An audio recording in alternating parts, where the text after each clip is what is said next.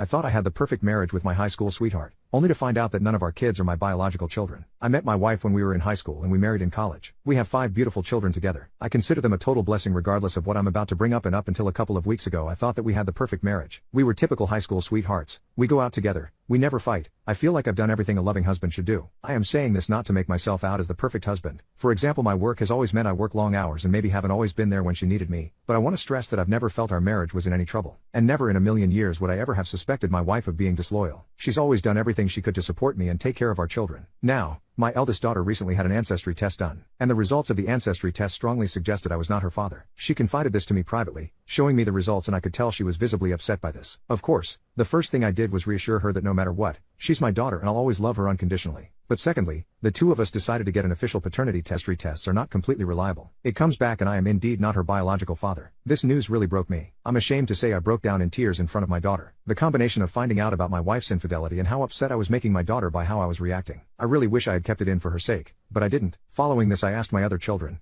except my youngest, to come and see me. I wanted to know the extent of my wife's infidelity. If it was a one-off, I could maybe work past it, especially given how long ago it would be. However, I didn't want to tell my youngest as she is still in school, a teenager, and really I didn't think it was appropriate to tell her yet. We tell the other 3 what has happened. I reassure them that I love them unconditionally and that I'll always be their dad, but that I need to know how long this has been going on. God, I can't begin to explain how touching their reaction was. They didn't care I wasn't their biological father. They were just upset at how heartbroken I was. I feel like the only thing that has kept me going these last couple of weeks is their unwavering support. So we have paternity tests for each of the 3 done. Not only are none of them my biological children, together 4 of my children have 3 different fathers, which somehow made it worse. It's like, she wasn't just having an ongoing affair, she was having multiple. I can't explain how this make it worse, but it just does. So I confront my wife with this, expecting her to confess and beg for forgiveness. She doesn't confess. She doesn't even take it seriously. She says the tests must be flawed. All 4? How the hell am I supposed to take that seriously? I keep bringing it up and she keeps brushing it off, getting progressively more annoyed at me. When I bring it up, she will try and guilt trip me. We've been together since high school. Do you seriously not trust me? She said. But how am I supposed to trust her in the face of such overwhelming evidence? I've been with my wife my entire life. It's almost impossible to see a life without her. I know that the answer should be a clear-cut leave her, but we have 5 kids together. If there's anything that can be done to save our marriage, I want to consider it seriously. Update.